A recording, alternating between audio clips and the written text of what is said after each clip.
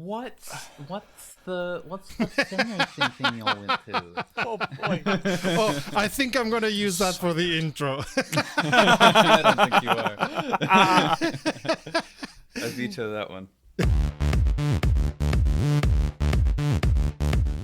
On this month's episode of WromComms, we have... I mean, it's just Sim Formula Europe. That's all it is. Well, Yeah, we can so talk about it's- more, it's- but in any case, yeah. Yeah, so for this, I'm going off the teaser here. So if you want me to do something different, I'll do something different. No. That's it. But That's all there is. It was leading into you guys. So We have the Sim Formula Europe, and a little bit of the Sim Formula Europe. And Okay, ACC is bringing out the GT2 pack on the 24th of January. Oh, I so missed let's- that one. No, wait, didn't we have that one on the last video of December? Whatever. Yes, but we now know which track's coming with it as well. Yeah, tracks, plural. Okay, so AC2 and I'm sorry, And Sim Formula... Yeah, ACC, not ACC. AC2. ACC. Okay, AC2 is update. in summer. All right. On this month's episode of WromComms, we have Sim Formula Europe and Nords for ACC and GT2s coming in January. Let's dive right into it. So, you are listening to WromComms, the podcast sharing the joy of sim racing and motorsports, made by the RomRom team. Welcome. Thanks for stopping by. I'm Cody, and I'll be the host today. I am joined by... Let's start with... I was going to say, which order are we in on your screen? Yeah, let's see. Let's start with Ike. I'm Mike Sky. I am a massive nerd and engineer and sim racing idiot. Normally do all of the things that people don't like doing. And I'm Serta. I'm a journalist by training, which I'm using for RomRom, and overall a very bad driver on sim racing. Well, Great intro, guys. Which we can also get into in SFE as well. I'm a journalist. I'm committed to the truth, and the truth is I'm crap at driving. Well, let's have a journalist and someone committed to the more obscure, I suppose, if that's how we're introducing ourselves today. So the journalist and the hipster. Tell me about Sim Formula Europe, because unlike our previous Sim Racing Expo, titled Sim Racing Expo, I didn't go to this one. I stayed in the US, and you guys, the Europeans, went to Sim Formula Europe. One former European there. Sorry to rub it in. That's very rude.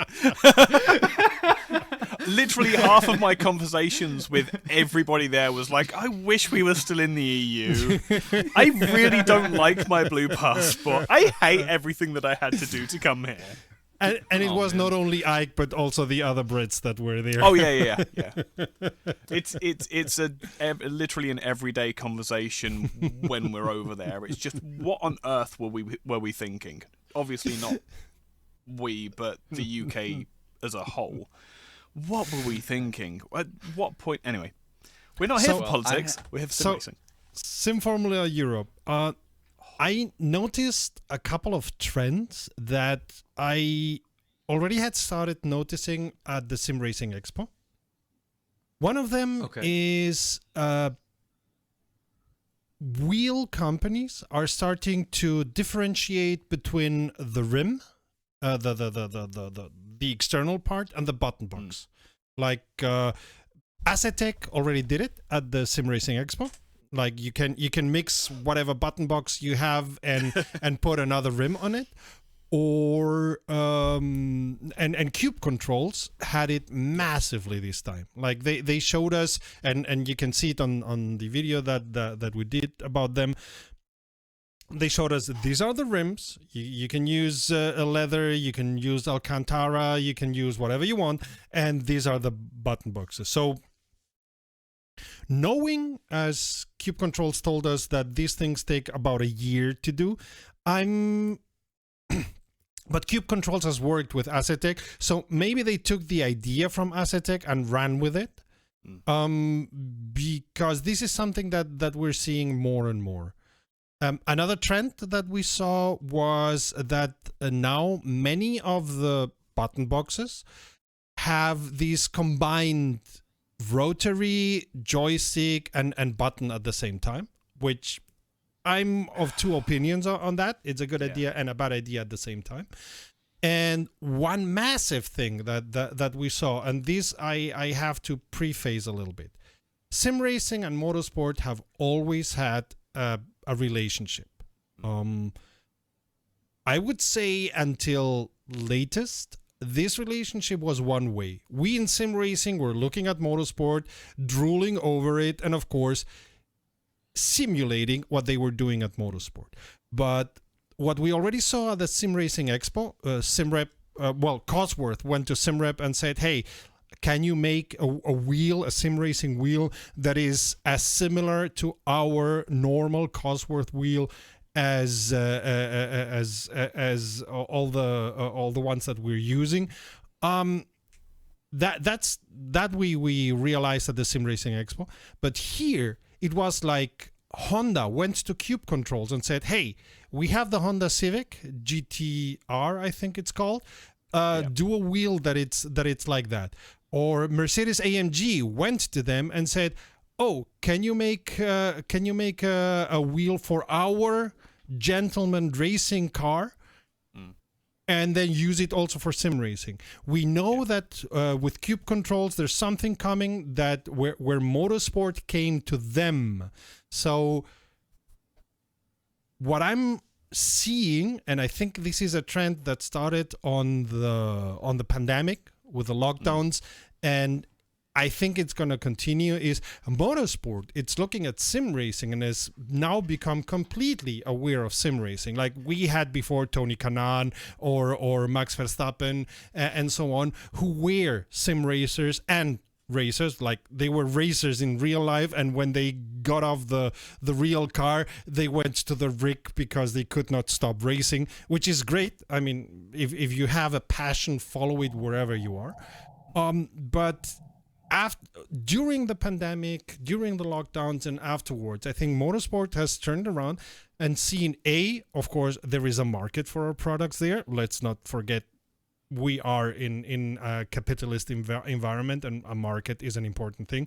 But B, there is an interesting thing to be gained both ways. Like this is not anymore sim racers look at motorsport and say, ooh, shiny. But now it's motorsport turning around and saying, hey, so our guys can train for a fraction of what it would cost being on track, and they can even train while they are not allowed to train on track, and they can train near enough so that the translation of what they are doing on their rigs goes into motorsport.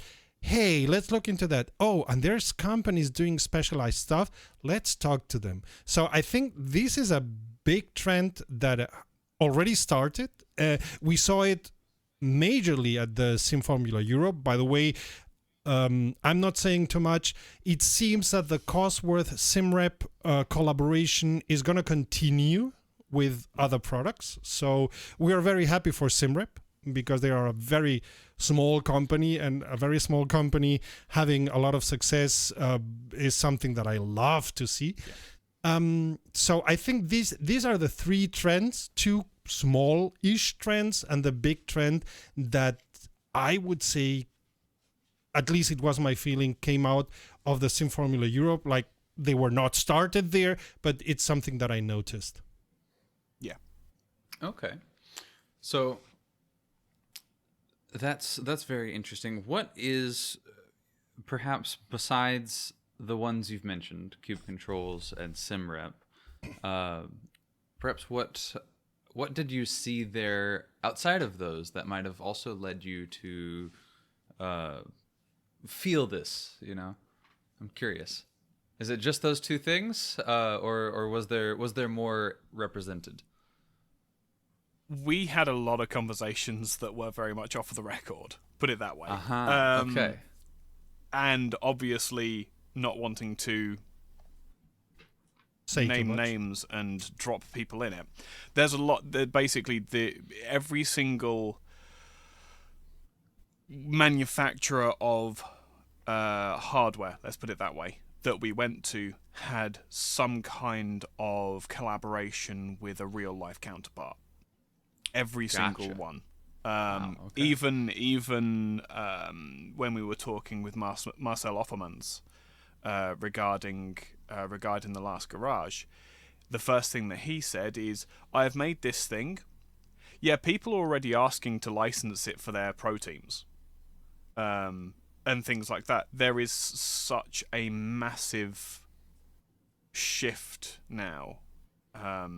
Because the thing is, as well, is that cars are getting more sophisticated. And when you bear in mind that, for example, SimRep, GSI, SimuCube, they're all using a generic USB connection, that means that you can take those products and just plug them straight into a car, because it's all in the name, Universal Serial Bus. Yeah. It declares what it is. The car goes, I know that wheel, and then just it carries on as normal. And the transfer of muscle memory as well that manufacturers are getting from that as well, especially because with the Cube Controls Mercedes wheel especially, it looks just like the existing GT3 and GT4 wheel. Yeah. It looks just like the GT3 and GT4 wheel. So then taking that lesson and then putting it into their gentleman's slightly more bulky Mercedes AMG, it means that you can then take your gentleman racers and then put them in straight into a GT4 car, and again, they're going from a sim rig to a gentleman car to an actual GT4 car, then to an actual GT3 car. There is a clear path for drivers now, which is, we've never had this before. And Eau Rouge was telling us that they built a rig that was almost 100% the interior of an LMDH car for training LMDH drivers. So I think motorsports has found an easier way than the one that they were using for prototyping the drivers, so to speak, and prototyping also the what they use. And that's interesting. Of course, it makes us sim racers proud. Like, see, we were saying it all the time, but it does. I mean, come on, we most of us know of motorsports, love motorsports, follow any kind of motorsports, or at least some kinds of motorsports, and it's interesting that now motorsports has turned around saying, oh wait, these guys, they're not playing on computers anymore. This is not, what was it, the Amiga game with the Ferrari that you drove around. Yeah. Oh yeah, that's something that Cube Controls said directly to us. Like, motorsports have realized that these controllers are not a toy anymore. So that's very interesting. And yeah, we had some off the record conversations of communication that is going on that we cannot disclose, also because nothing is written down, nothing is signed, nothing is decided, but it seems that there is now a two-way communication between sim racing and motorsports. Okay, so some big things in the works that aren't quite ready for the showroom floor just yet. So on the showroom floor, what were your top 3 highlights? Perhaps not that we've discussed so far. Oh, good grief.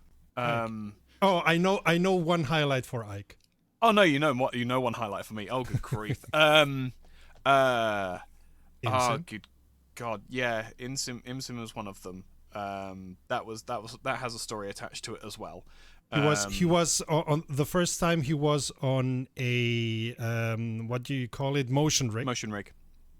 6 degrees And of freedom. especially the IMSIM one that has the transducers simulating each wheel. Like it has 4 transducers, and each one simulates one of the 4 wheels of a car. And he came out really flashed. Yeah, that is a really cool technology. I've tried that. It was both times at Sim Racing Expo when I went before, and consistently just some of the best feedback you can get comes from those, in my experience. Go ahead. The 3 highlights for me. Number 1 is The Last Garage. No surprise there whatsoever. We didn't get footage of me driving it, unfortunately, because Marcel hasn't built in tyre temperature or fatigue and things like that. And he was silly enough to put me in a put us in a Mark 1 Escort, which, as you can probably imagine, trail brakes like a dream and drifts like a maniac. So it was... I had a very quick 2 laps before we actually sat down, and left with a massive smile on my face, because the biggest compliment that I can give it is it feels like R-Factor 2, but it runs better. Okay. Although the first the force feedback was extremely toned down. That's what Marcel told us. Yeah, it was running at about 40% of what it could do. But because one of the problems that I've had since switching to direct drive, and again I said this to Marcel when we weren't talking about it, is switching from the Logitech wheels to a direct drive. I actually lost some of the clarity that comes from the force feedback, because the Logitech is a very specific type of drive. It's got the dual motors that go into 2 cogs, and because they're just brushed DC motors, they either give or they're not. And when you get that on off, it feels very crisp and sharp with the feedback. You know, even though the feedback's not very strong, even though the feedback's not very strong, what you get is exactly what you need. And especially since I've been spending a lot of time in ACC, switching over to direct drive, I found that, I mean, even now, I've the upcoming season of ERA, I'm driving in the Bentley, because the BOP brings it in and it's going to make it fun. Anyway. But you don't feel the curbs. So I was practicing on Kota and getting track cuts without feeling the curbs on some of the corners. It's like, what's going on here? And whereas I would have had that feedback before, I'm not getting it anymore. TLG gives me back that feedback. That sharp step that you only feel on a racetrack, if that makes sense. It's one of those feel things that you can't really describe unless you know what unless you know the experience. It's like for the audience, if you've been karting, you stick a wheel over a curb and it goes da da da da da da da da da. You don't get that from most sims, whereas in TLG it is really pronounced, and you know where you are on the track, which gives you so much more confidence to be able to throw it into corners and things like that. The exact R-Factor 2 thing. It's the you feel confident to use the slip angle and to actually drive the car, as opposed to what you have to do in ACC, which is if you have any kind of lateral tyre slip, you're losing time. Let's hope that Marcel has learned from the R-Factor 2 times, and he's putting in a GUI that is worth the name. Yes. I think that's going to be the biggest one, because if he can make a sim, I think we hit it on the nail on the head when we said it's the spiritual successor to R-Factor 2. Mm-hmm. R-Factor 2 never needed a 3 kilohertz physics system. It's not necessary. So bringing it back to 1000 kilohertz and then building the geometry so that it works in such a way that you can have... hertz. Did I say it? 1000 Yes, bringing it back to kilohertz. 1000 hertz. Yep. Can I did you kilohertz. contextualize that for the audience who may not be so Okay. inclined? Yeah. Really, really, really easy done. Okay, so if you've used a wheel in Forza Motorsport, you'll know that it's not very good. But the Forza Motorsport force feedback system is 360 hertz. That means that 360 times a second, the wheel gets an update from the software that tells the wheel what to do. In ACC, it's 400. In AC, it's 300, if I remember correctly. I might be wrong on that one. R Factor 2 has stood alone in being over 1 kilohertz. And it means that the amount of information that your wheel is receiving from the game is basically a constant stream. If you think of the human eye struggles to perceive above 240 FPS, for example, that's 240 hertz. This is 4 times that. Is how fast the information is being sent to your wheel. Although our eyes are quite lazy, our eyes think 24 frames per second are movement. So yeah, no. Our eyes are very, very good. They adapt to what they see, so they will make smoothness out of 24 FPS. But they can perceive. I mean, the theoretical limit is infinity. 240. Well. No, the theoretical limit is infinite. We receive a constant stream. It's the brain processing where the problem comes.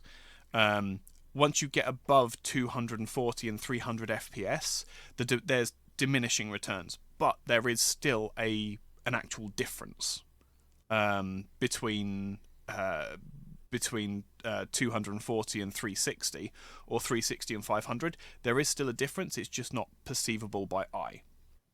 Okay, and now back to the to the sim. So 3 kilohertz is far beyond what is usable information, and it taxes the CPU specifically. That's what is the limiting factor with R Factor 2, is that your CPU is running this 3 kilohertz physics system.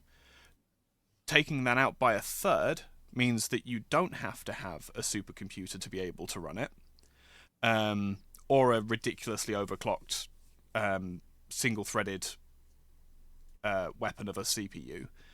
But you still get, you get 99% of the feedback, basically, which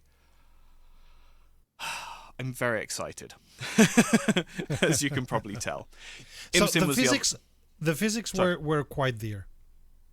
You know, like as you did with Automobilista 2 at the beginning. I was using Automobilista 2 when it was still in alpha, and we were not allowed to make videos of it. But people who had paid up front were able to alpha test it. The physics are there. You know that they are there. It's like with Rennsport. You know that the physics are there. They just have to tune in the force feedback, or maybe even in the case of the last garage, just put the force feedback at 100%, which they hadn't. And I think it's gonna be from that part. It's gonna be great. The beauty of what Marcel's doing this time is that rather than having the Slightly Mad Studios problem of their publisher basically saying you need to put this out now in its current state, he can take as long as he wants. I mean, his projection was another 18 months of development just on the physics to get everything in place until he's happy to release something. And even then, he was saying, I'm not actually putting a timescale on that, but it's going to be 18 months. If I remember from the interview anyway. Yeah, something like that. Okay. We have a special guest. We do. Second special guest of the day. For those who are listening audio only, we just saw a cattail pop up next to Serta. Just, ping, hello. It's the second good baby that we've had on the show with Scout opening the show. Yeah, so TLG I'm very excited for. I hope that Marcel, as Serta said, has learnt from the mistakes of R Factor 2. I hope that he ends up releasing a finished product. We actually had, I will say this as well, for if you want to sign up to the YouTube members section of our channel or go to Patreon, either of those are perfectly fine. There is actually the full interview of the conversation that we had with Marcel. Which Introduce Marcel for us. Right, Marcel Offermans was the owner of Studio 397, ad hoc owner of a modding group, who were working really closely with ISI when R Factor 2 was first released. ISI were less interested in the consumer branch of R Factor 2. That's the way that Marcel put it. And so they said to Marcel, is there any interest for yourself in maintaining R Factor 2? He said, and he said no. Yeah, and he said, well, maintaining, no. Fully take over, that we can talk about. And that's where it started. So he was very much it's why I was so excited to talk to him as well, was he was the man who made Studio 397 and R Factor 2 happen, if that makes sense, in the way that it is in the modern day. It never would have gotten as far as Motorsport Games being interested in it if it wasn't for him. Put it that way. He then sold the sim to MSG. He wasn't overly happy with the decision, but money talks, and MSG were offering a lot of money. Apparently. Sense. We didn't discuss numbers, and again, after that point, there was a handing over process, but after that point, essentially, we didn't discuss that. But as soon as he got out from R Factor 2, he took about 6 months and then started working on this. So I think that you can see how much passion there is there for him and how much he wants to make this work. And again, much like AC2, I really hope that this is something that sticks in the side of iRacing and starts to topple the monopoly that they have at the moment. Basically, there's a few different approaches coming at the moment. I really hope that we start to see some diversity coming from racing sims. Okay, so well, that's a good first step, having a new racing sim here, right? So that's awesome. What's your second favorite thing? Second was ImSim. Okay, tell me more. Well, they had a new rig to display, which included a movement system similar to what we saw from the Race at Home guys last year at SRE, but in a very sculpted and well finished product. Not to say that the Race at Home rig is not pretty, but it is still for the most part extruded aluminium. The WAR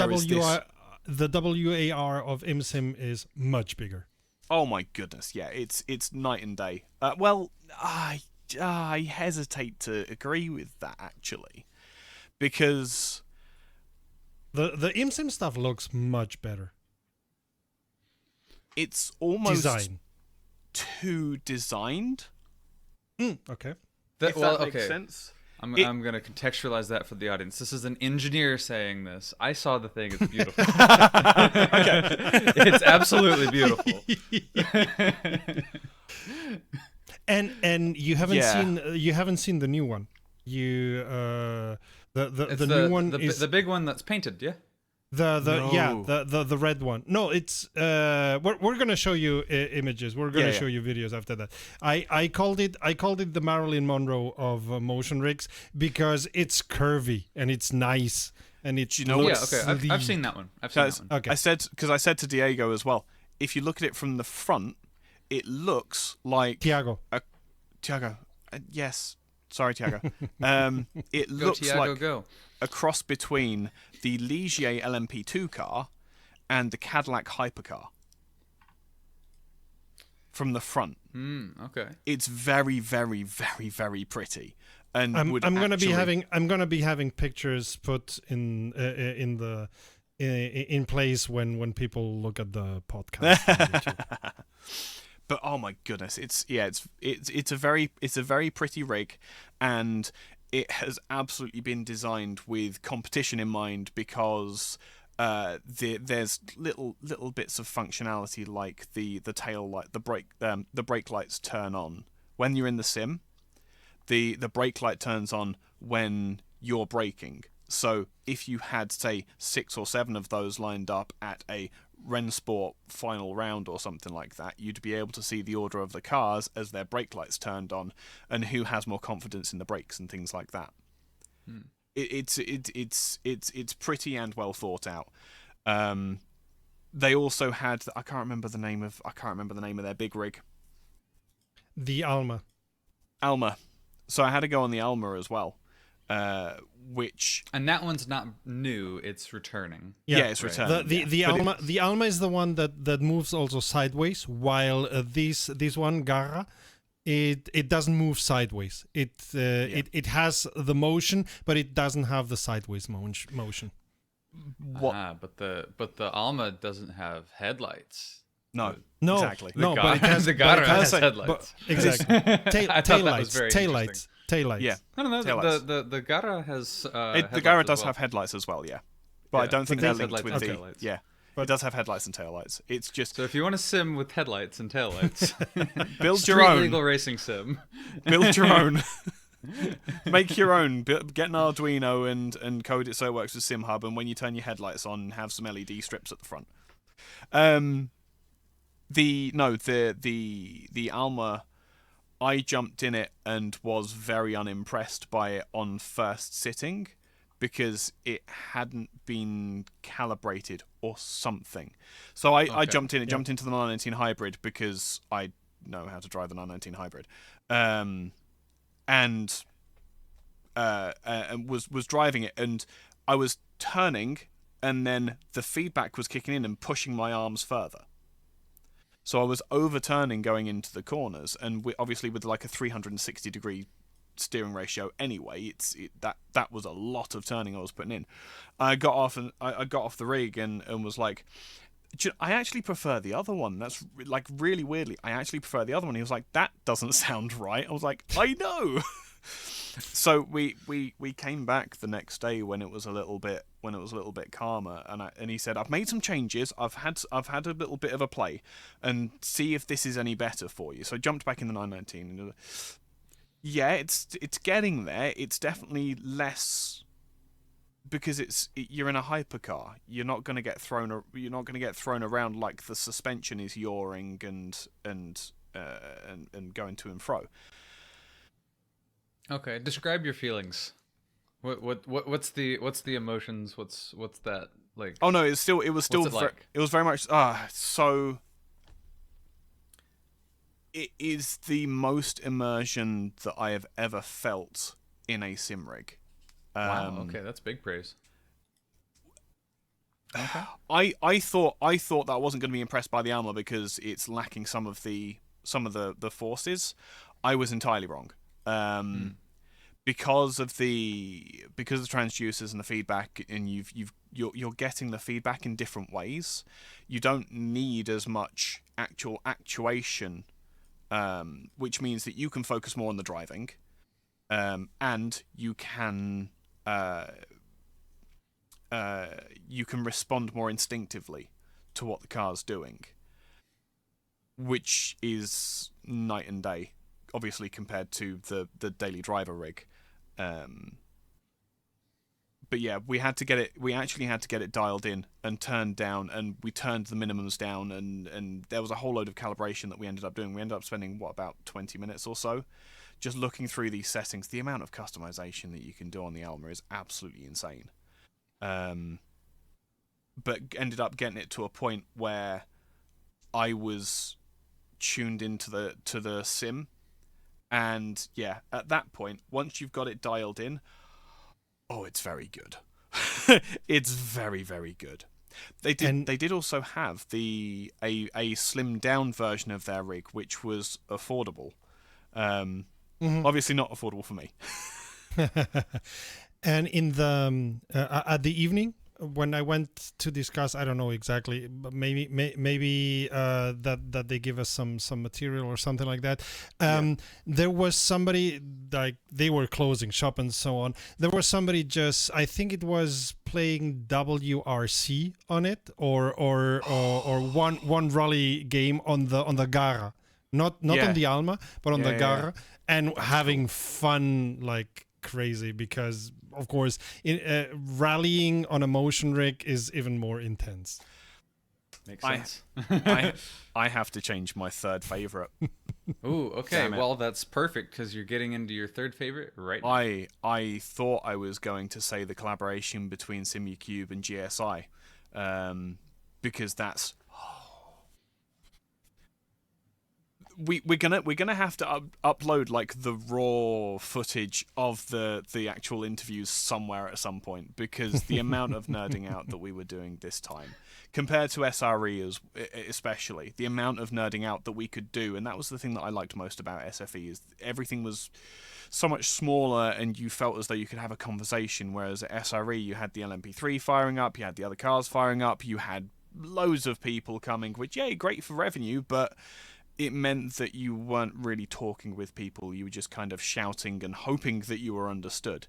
Track Racer, my goodness, the amount of stuff they're bringing to market.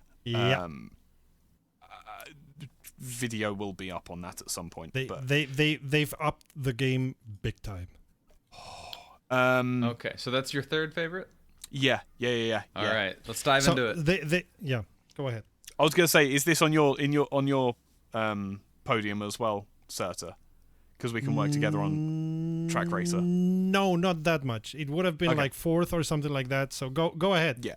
Go Perfect. So, Track Racer have a load of kit that they're bringing to market in the near future. They've got new software that they're going to be bringing, new direct drives, new pedals, new absolutely everything that you could need to get your sim rig up and running. The biggest game changer for me, one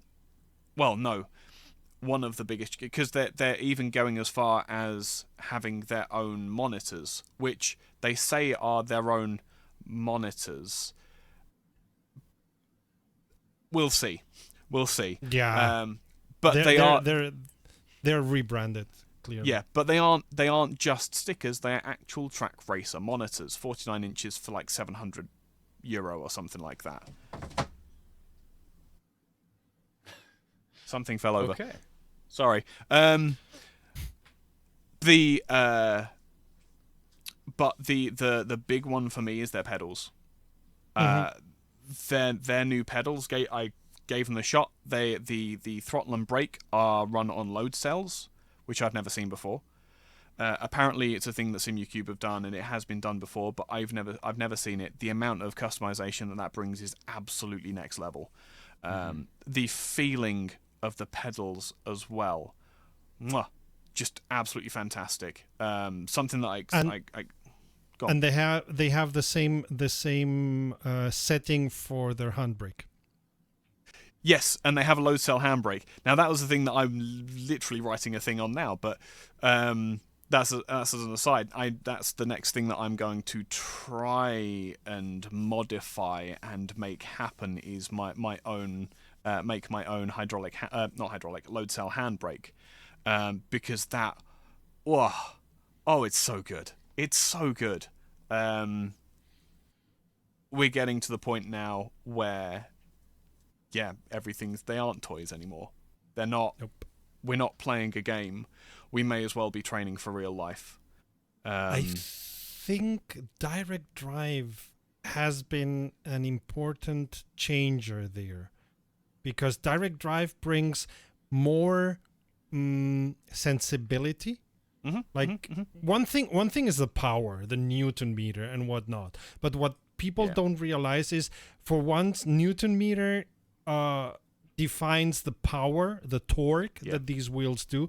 But while it's not the physical definition of it, it's not the definition used in physics, the Newton meter also define the sensibility of these wheels. And I think since those came into the market, drivers are getting more accustomed to feel much more than they did on their Logitech G29s or Fanatic CSLs or whatever. I think that brought it a notch, because the feeling on the wheel is still the most important feedback that we get.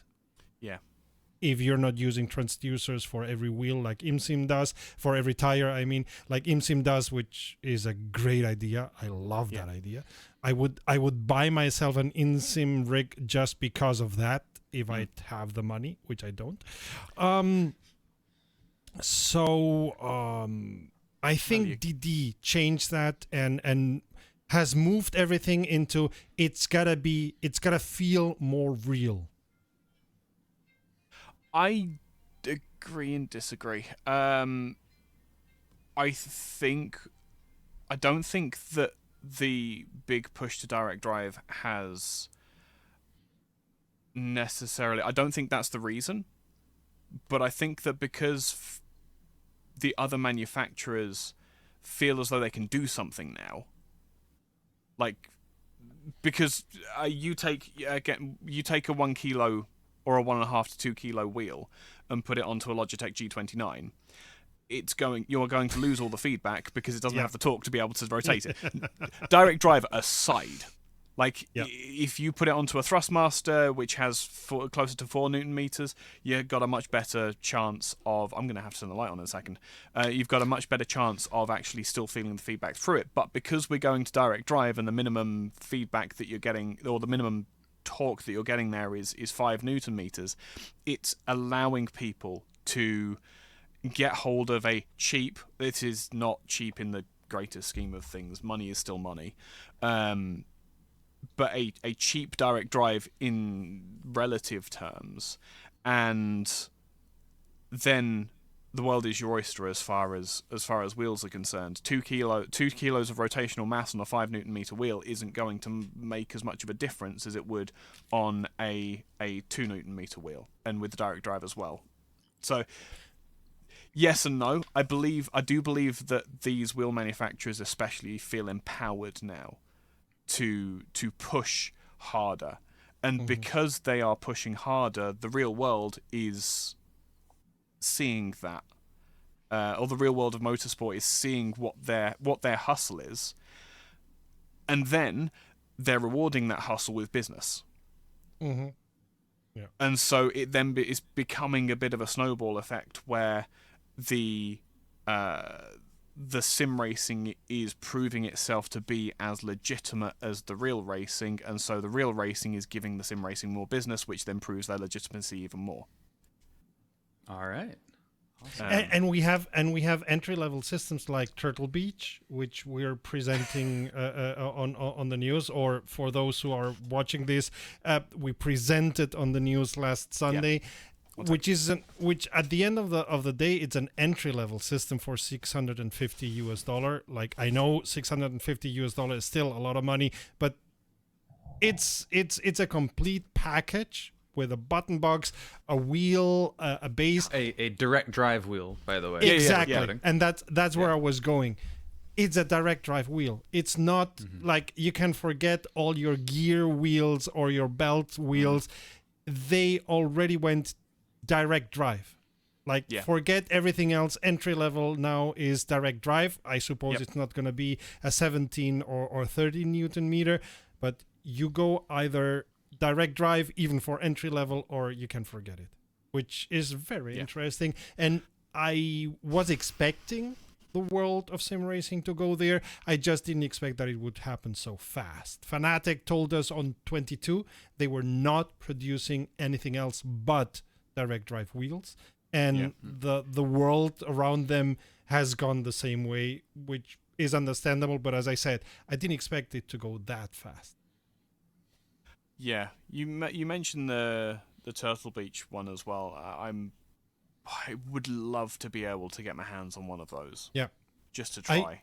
I especially would love to know: is it a rebranded Thrustmaster or a rebranded PXN? The thing is, who cares? Because if it's a rebranded Thrustmaster, it's still a good wheel. If it's a rebranded PXN, it's crap. Because we tried the PXN stuff. Oh yeah. But the problem with the PXN stuff is because it was set up poorly. It was set up horrifically. The actual nuts and bolts of a direct drive is the same. You can't mess up a direct drive. You buy a giant motor and you attach a wheel to it. Where the difference comes is in software. And I as soon as we heard about that, the first thing that I said was, well, let's see what the software's like.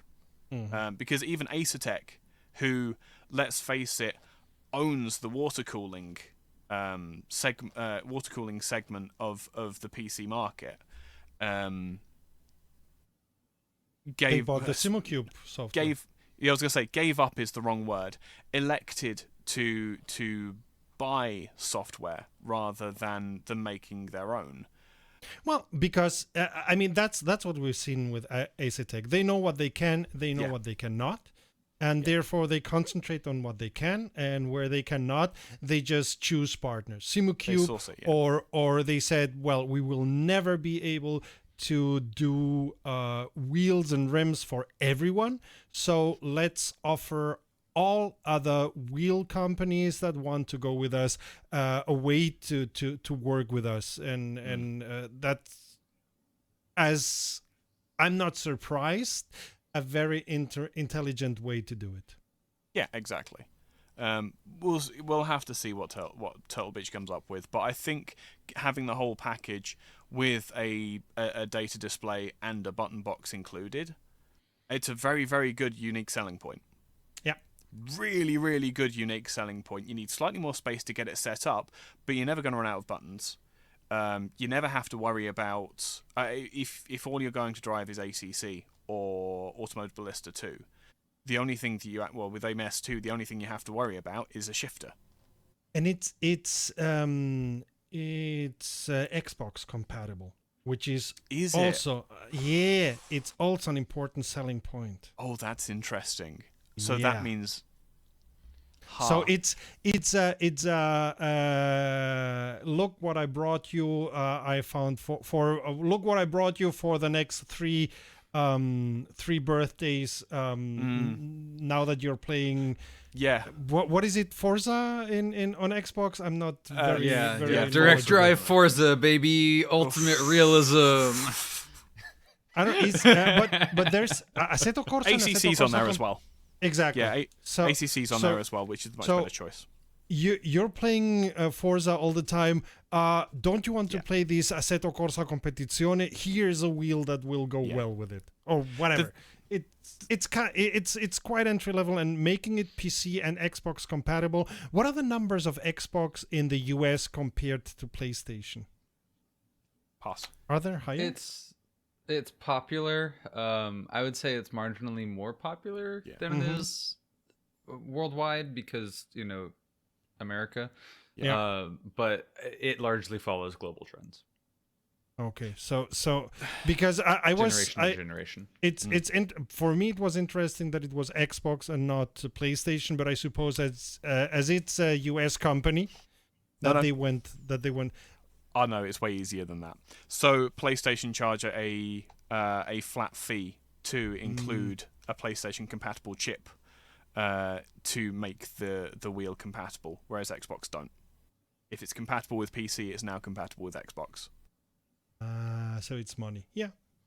Okay. That's why. Okay. But again, it had to have that Xbox compatibility opens up the audience as well. And the thing is that even a 5 Nm wheel, even at that price, do you buy a Fanatec for less money, but you just get the wheel and base and some pedals, or do you buy the Turtle Beach and you get a dashboard a button box, do you get pedals? Yes. Yeah, you get pedals as well. So £200 for £500 worth of kit. It's not a hard decision. It's 650 USD. It's not small change, but yeah, still. Yeah, but the thing is that as you say, if it's the next birthday, Christmas, and birthday for the next year, that is going to have so much more longevity. It's going to have that level of longevity. Yeah, like they're going to outgrow the Xbox before they outgrow the wheel. I'm trying to find out. I'm on their web page. I'm trying to find out how much torque the base 5 has. Newton meter. You already okay. Yeah, it's 5 Newton meter base, so it's exactly is like for like the same as the Fanatec CSL DD without the boost pack. So that's what I mean is you can pay €500 for a is it still Fanatec? It's the CSL DD, I think. Yeah, let me find the ready to race bundle.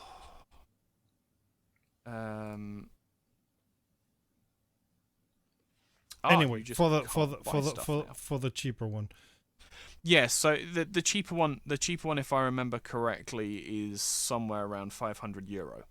So you're paying €150 for. I mean, the SimRep DDU that they sell was on a discounted price at €250. Yeah, it's paid for itself in just the dashboard without the button box, which is also compatible with Xbox. That's why I'm saying it's a good entry level proposition. Oh, it's such a good. Let's move back to the Sim Formula Europe. Yes, no, absolutely, yeah. We're getting lost in the little beach. Yeah. So, Serta, I want your top three. So my top one would be also The Last Garage, and I said mostly everything. Like I tried it too. First of all, I loved that it was what was the track called? Bridgehampton. Bridgehampton, yeah. Yeah, it's a track I've never driven before. So that was already one thing that I liked. It was a track I didn't know, and it was really a fun track. And as I said, you feel that there's the physics behind it, and the force feedback comes in time, like it did with Automobilista 2, like it's gonna do with Rennsport, and maybe the force feedback is already there, and it only needs the 60% that they had toned it down. So that would be my number one. The other thing that TLG had is they already have data display output. You can run your separate dashboards, like on the Turtle Beach, from inside the game. You don't need SimHub or anything running anymore. Oh wow, nice. Reminded me. That's really cool. Yeah, that's awesome. The second thing for me, I gotta say, I was surprised myself. It's from Cube Controls, the GTX2, which is the wheel based on the Honda Civic wheel. I liked how it felt in the hand. I liked how the buttons felt. I drive on VR, so I'll never use the 5-inch display. Maybe on Wreckfest or something like that. But it felt very good, and it looked very good. I liked the design from a design and optical point of view.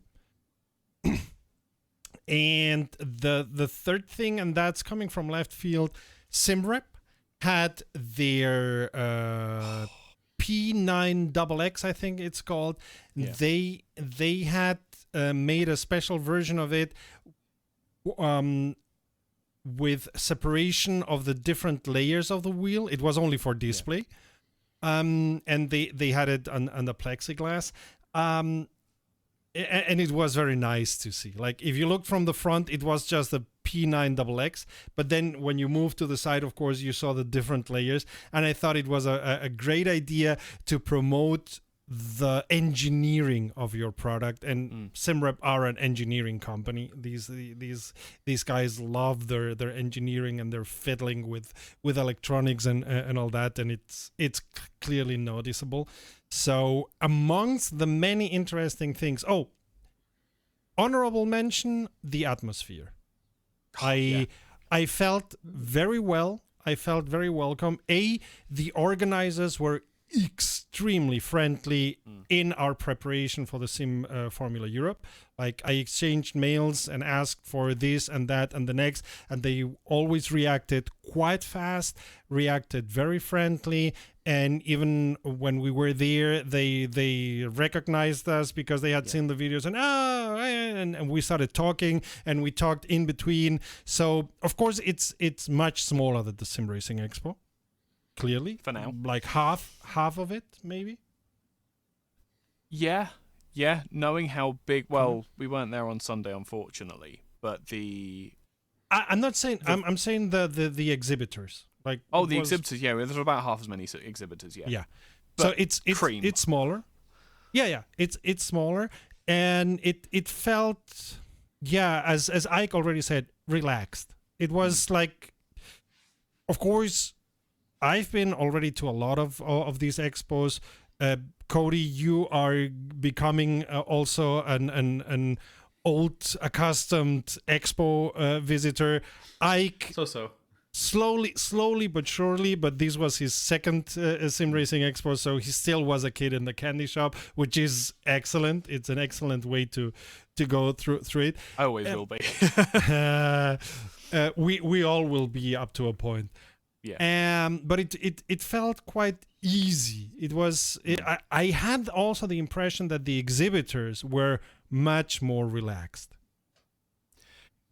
Yeah. It was like every exhibitor, or many of the exhibitors, had their own room. It was not a booth like in at the Sim Racing Expo, that they had to build up a booth, but it was, I don't know, maybe it was some big seminary rooms that they had there or whatever, so they all could put their displays in the room. SimuCube, Acetec had their own displays prepared. Cube Controls was a little bit more like smaller, but they all had their own room where you could go in, and it was separated from the noises outside up to a point, but still. So it felt more like visiting family. Yeah, interesting. And you were, as I say, you were able to have an actual conversation here as opposed to, and like there are other things like SimuCube, for example, turned down the lights in their room because they felt that the particular lights that were in there were too harsh. So they turned it down, so that it made videoing a little bit difficult, but obviously actually being in the room gave a really nice, relaxed, mellow atmosphere, whereas if the lights had been turned up full, it could have been a lot more harsh. So a lot of SRE could learn a lot. Well, it's a different kind of expo. The other thing that SFE had was a media room, somewhere where we could sit down, transfer things across, and the sitting down. Oh my goodness, it made such a difference. Being able to park and just be in silence for a few minutes when you're talking to so many people is very, very nice. We need more of that at SRE. We need that at all at SRE, but we need that at all at SRE. Yes, no, absolutely. Because the thing is that I'm a naturally introverted person. I don't like talking to lots of people. It drains me a lot. No, I like talking to people. Unless it's Marcel Offermans, then he could go on forever. Yes. Or the GSI people, apparently. GSI people. No, SimuCube even more. SimuCube. That was what I was thinking of. No. We spent. Oh, good grief! Who do we spend the most time speaking to outside of Marcel? Overtake guys. I was going to say we spoke. I spent a lot of time speaking to the Overtake guys and just getting on base with them. Was genuinely overjoyed to hear that Tom from Traction had landed a job there as well. Absolutely brilliant. Means he gets to keep doing what he loved. Obviously, Traction, big loss for the industry, but we still get to I can't remember his surname now. Grief. I'm not good with surnames apparently. We didn't spend as long with SimRep this time, which was unfortunate, but that was obviously just part of it. No, I think we kind of did a whistle-top tour of everyone. Okay. Yeah. And I will one say thing, then. yeah, Go ahead. One thing that I also just one thing that just came to my mind. We had nice conversations with Lawrence, with Gamer Muscle, with the Overtake guys. Like within the YouTubers, influencers, whatever you want to call it, I think we had more relaxed conversations than we had at the Sim Racing Expo because of the atmosphere of the Sim Formula Europe. Like, it's not as we didn't have relaxed conversations at the Sim Racing Expo, because you meet, I mean, we met the OC guy, for example, at the Sim Racing Expo. You meet a lot of people, but I think you were saying, Ike, at the Sim Racing Expo, often enough you have to shout so that the other one can listen, can hear you. And at the Sim Formula Europe, you just had a conversation on a normal level. And I think that this was quite noticeable on the way that we dealt with each other. Not that at the Sim Racing Expo we were dealing badly, but you don't have to shout. Yeah. The thing that I have come to appreciate, especially over this weekend, and I didn't realise that's how it was, is that sim racing content creators seem to approach content creation the same way as they approach racing. Yes, we're all competing for hours on YouTube and things like that, but when you get out of that crawl, we're all people. And we all love the same thing. So we're all just talking about things that we enjoy. And Brexit. Okay. So it was no. It's because there was a lot of English creators there. I gotcha. It was a topic that came up just because passports and getting through the tunnel and across planes and things like that. And you not noticing that you were in Belgium, driving through France, going to a place and saying, sorry, I don't speak French. And they said, yeah, we don't either. We don't speak French either. Yeah, so this whole borderless countries thing is it's quite sophisticated and quite nice actually. I think that we should probably learn from that in the UK. Maybe adopt it. Maybe join. Yeah, maybe join. It'd be really, really nice. What a novel idea. You should propose that somewhere. We're trying, okay? Oh man. Yes. Anyways. Yeah. No. It was. So one of the other things that I want to ask you guys, and rather than a top three, I just want your number one. What was the biggest surprise? Not necessarily good, not necessarily bad, but what was surprising about the SFE. expo? Yeah. Serta, we'll start with you. Surprising. That's a good question. I think what I already said, unluckily, how much the conversation between sim racing and motorsports has become a two-way conversation. How many of the people that we were talking there, of the hardware producers mostly, I mean, there was the last garage, but the others were mostly hardware producers. How many of those had been contacted by motorsport companies? It was not them going shopping around saying, hey, can you listen to us? But it was motorsport companies coming to them and getting this two-way conversation. As I said, at the Sim Racing Expo, there was already a little bit of it, but here it was very strongly. It was either all those that were there were companies that were already talking to motorsport, and that's the only companies in the market that are doing so, and then it was a strange coincidence. But I think the conversations between motorsport and sim racing are becoming more two-way conversations and feeding from each other, which is great. I mean, I love motorsports. I've loved motorsports even before I knew there was something like sim racing. I was at the paddock at Jarama at Formula One and loved it even before I even had a computer or knew what a computer was. So I love that. Mm-hmm. Awesome. And then before we get to Ike, I'm going to say one little thing, and that is thank you very much to our Patreons over at patreon.com/RomRom for your support and your ideas, and also to our members for their support. If you are a patron or a member of at least the Formula 4 driver or bronze level, you'll be able to tune in, hear us record the podcast, warts and all, and we'll be able to react and ask questions in our chat. All the more reason to become a patron. And now, I was going to say, yes. And as well as that as well, you get the added benefit of all of the other conversations that get chopped out of this. Because we go off topic way more often. And then Serta shuts us all up in the edit. The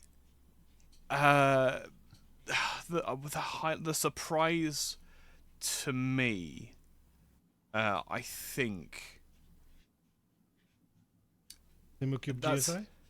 No, that was a pleasant surprise, but we've seen Acertech working with SimuCube. We've seen SimuCube working with other companies. For them to, I mean, they were next to each other on the actual expo floor. So having SimuCube work with GSI is surprising, yes, but it was not the most. I have to unfortunately do a repeat and say Track Racer.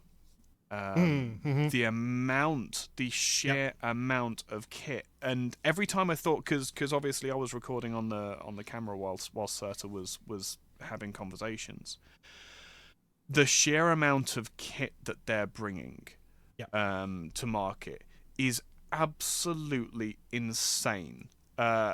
No one, I don't know of a single company that has brought so much to market at once. You've got the from memory. You've got the monitors, the pedals, which of course 3-pedal system, which you can get. They've got a sequential shifter. They've got the load cell handbrake. They've got a rig that they're bringing with, and they've got wireless headphones, which I had problems with when I tried WRC. They have the wheelbases. Oh, and the wheelbases, 30 of course. Newton meter. Yeah, of course. And the Formula and GT steering wheel. Yeah. That was I was going through a list that I have here from what they are bringing to market. So I was just checking. Okay, he said that. Oh, so it's not that I remembered better than you. Is that I have it written down? You cheated. No, but the sheer amount of products that they're bringing to market all at once. I wish them all the best. I would hate to be dealing with any kind of of management. Of the products, the production, the distribution, anything like that. No, you're fine. You can do that. I do wish them all the best, though. Yeah. Wait, Ike wants to say something. The GT2s are coming. Oh yeah. So okay, yeah. Let's take. I will give a very outro. quick. I was going to say I will give a very quick TLDR of what's going on there, so that we can get going. Because shockingly, SFE we did took up a tease lot. that at the we top did of the show, didn't we? So Let's get into that. ACC GT3 Sim, not anymore. Since they brought out the GT4 pack in 2022, I want to say 22. Yeah. I'm pretty sure it's 22. That has been very much ignored and maligned. The BOP has always been terrible across all of their classes. That is now finally being fixed with people like Pitskill, SimGrid, LFM bringing out custom BOPs. There are, of course, limitations to that because you can only do plus and minus 40 kilos, but they're bringing out a new class and another couple of tracks.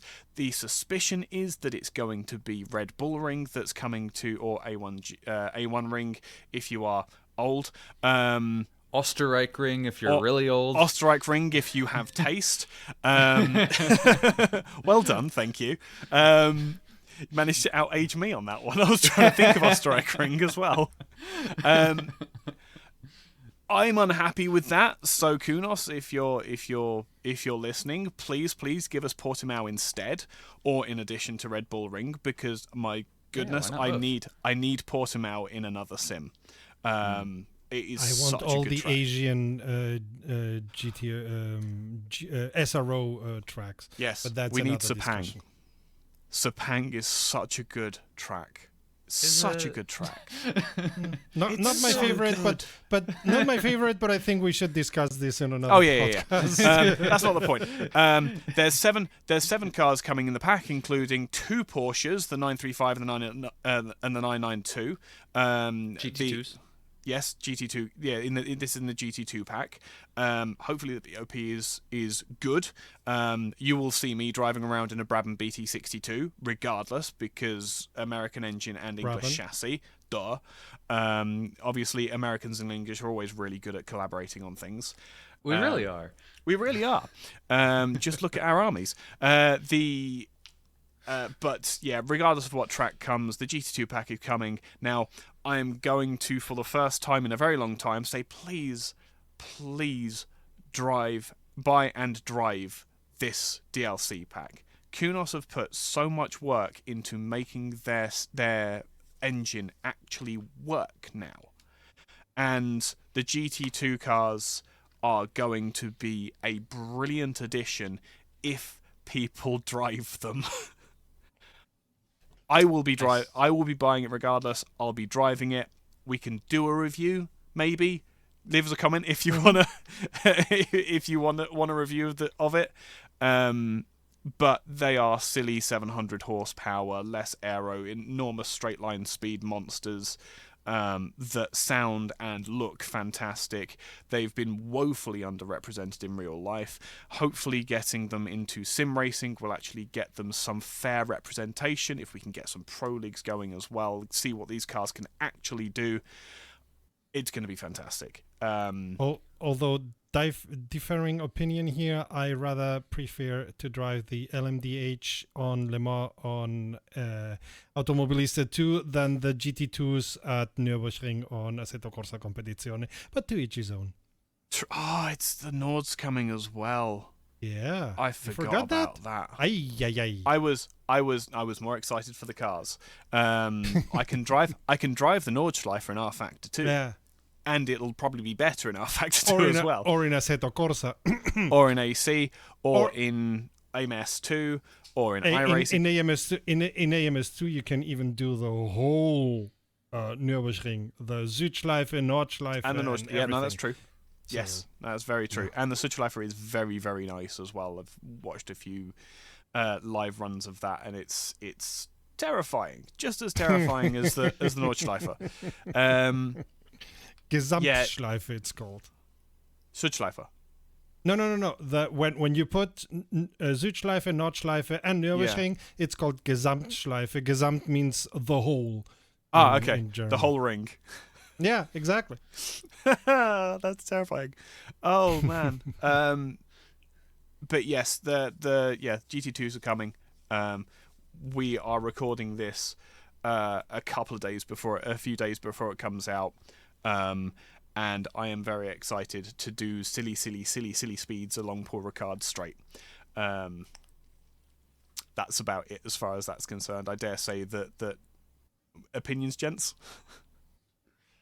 Paul Ricard. Well, I don't drive a whole lot of ACC. Yeah. However, I support anything that's not GT3s. Yep. Because Yep. there's just so much GT3s. I've got nothing wrong with GT3s. However, there's just so much. So GT2s coming in. That's at least a bit more variety in ACC, which I think is sorely needed. Yeah. And then we can add the Le Mans stuff. You know, if they can get the hypercars. And they can get the track. So then ACC can be a proper sim. Yep. They'll have all. They already have all the it's, GT3s. It's not gonna happen on Assetto Corsa Competizione. Maybe on AC2, but not on ACC. I'm essentially verbalizing what it would take to get me to care about ACC. Did you Cody? Did you buy the Le Mans the endurance DLC for Automobilista 2? It's on my list. Whenever my gaming budget rolls around next month, I plan to get it. Yeah. No, I agree with you with it as far as the prevalence of GT3. But again, it's just because that's all they drive, and they will go between sims, but they will only drive that one car and one class.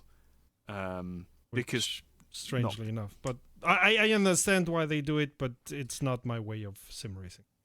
The thing is, they do it so that they can be the best. I need to drive this one car on this one track so that I can be the fastest on this one track, and that's not how racing works. But the more impressive thing is to be the best in a 1960s Formula Junior car. Yeah. That's the thing. If you take a group of sim racers, I will be fifth. I will always be fifth. I will be fifth in every single car, with everyone else basically topsy-turvying as they go from downforce to no downforce and that sort of thing. By the way, go ahead. Being good at a lot of cars is so much better than being excellent at one. By the way, that's one of the things that I love about the Automobilista 2 Community Cup. That it's different cars on different tracks, different weather conditions. So it's really a mix of everything, and it's much more fun because of that. Yeah. The only real thing that you could actually add to create a bigger test is to switch sims halfway through the season. But again, it wouldn't be the AMS2CC then. So that might be a fun championship to run. Ooh, cross sim. I don't think there would be that many people that have all the sims there, but hey. So you go for the common ones. If you go for AMS2, you go for R-Factor 2, and you go for ACC. Most people have or Assetto Corsa. Everyone has Assetto Corsa. So that's true. So you have a championship with across those three sims, and you get to find out who is just a specialist in a certain sim. That's fair. Ideas for everyone. All right. Subscribe so you don't miss the next episode. And until next time, save fuel, collect pickup, and we will see each other on the podium. And we'll start a new year with be excellent to each other. Very good. Bye.